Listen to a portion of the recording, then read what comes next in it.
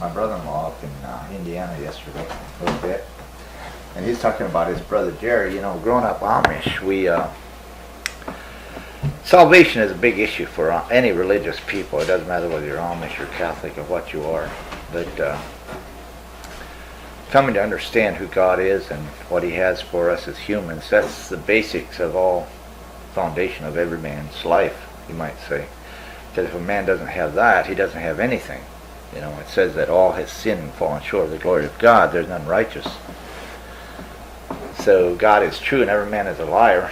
So, you know, he said something that really, I asked him about his brother Jerry, his oldest brother, passing away, and I said, well, how was it?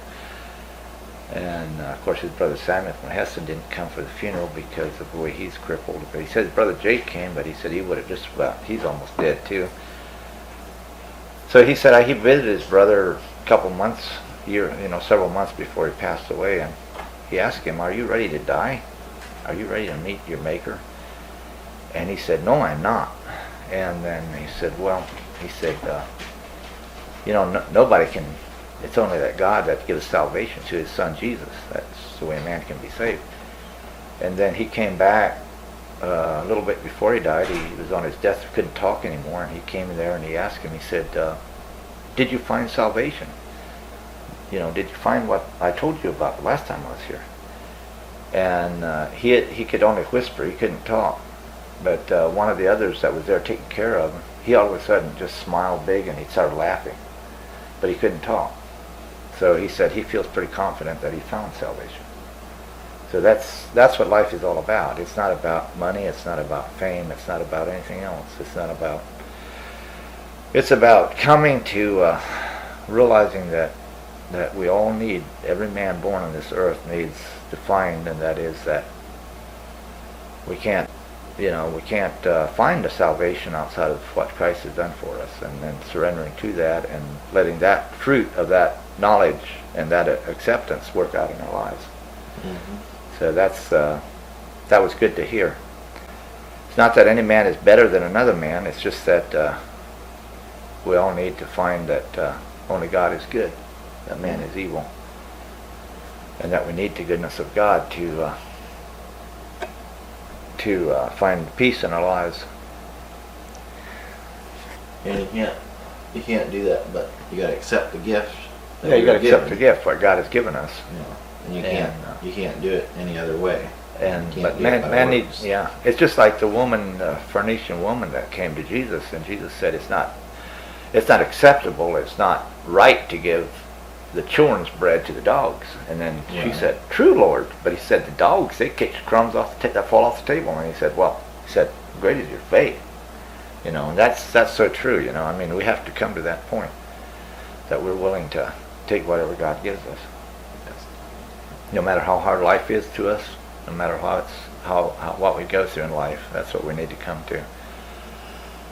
Yeah, I tell you, being born Amish, not having a birth certificate, you know, being born in the house and not being circumcised and going through all that stuff in your life, pain, a lot of pain in your life.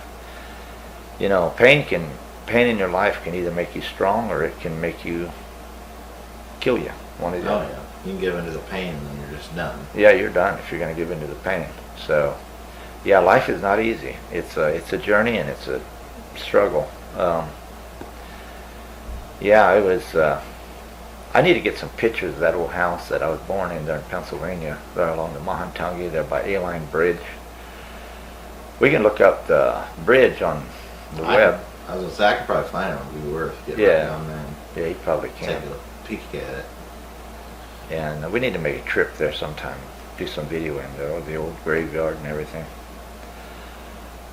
But, so anyways, I was thinking we wouldn't do a long segment this morning, but just do a little bit, talk a little bit, something that you could put up, and kind of a start of where I came from, and then we can talk from there, being born in Snyder County.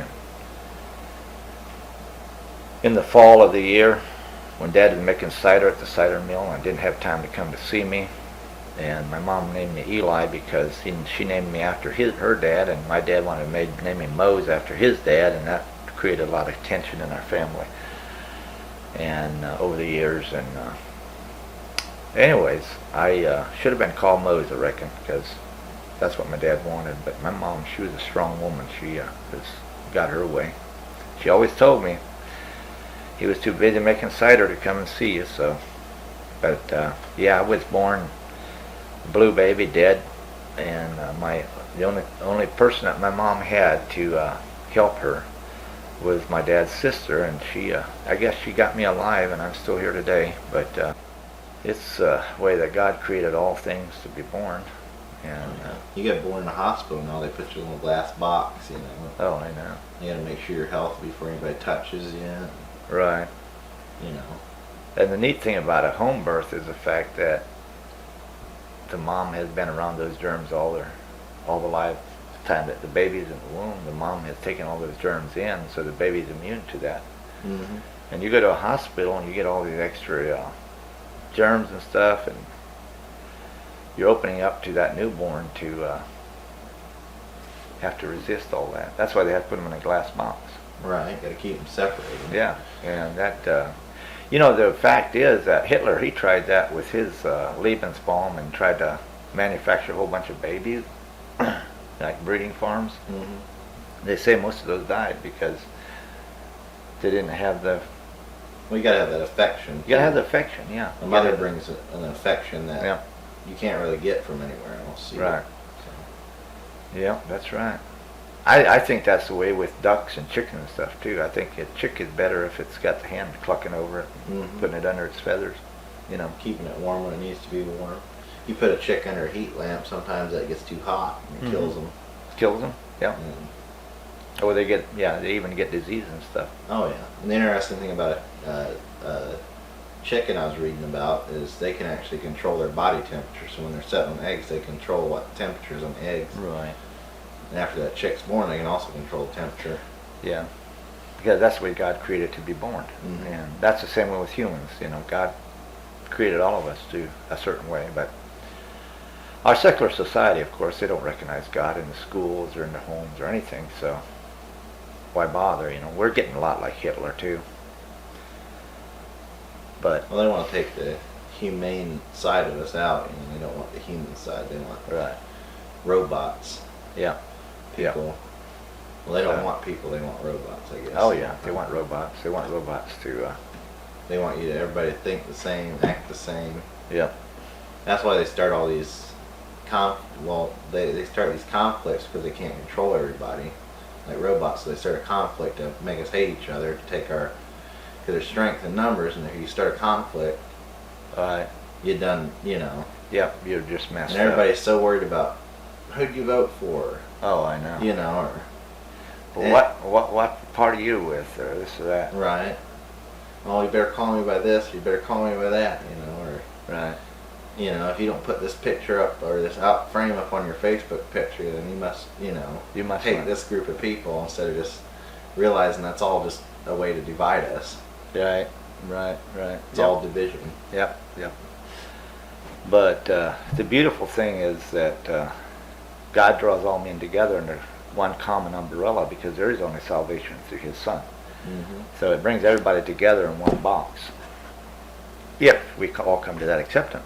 It doesn't matter whether you're Methodist or Baptist or Amish or Mennonite or what you are.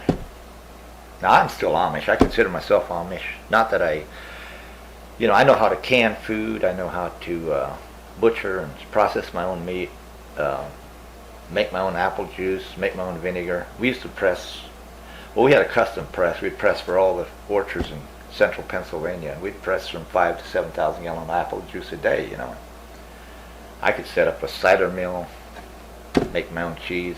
It's amazing, growing up that way. Right. What all you learn. You learn a lot of skills that you would Oh, yeah. learn growing up English. Oh yeah. Yeah, if you grow up English, you don't know nothing. I mean, I value my heritage because it's very valuable.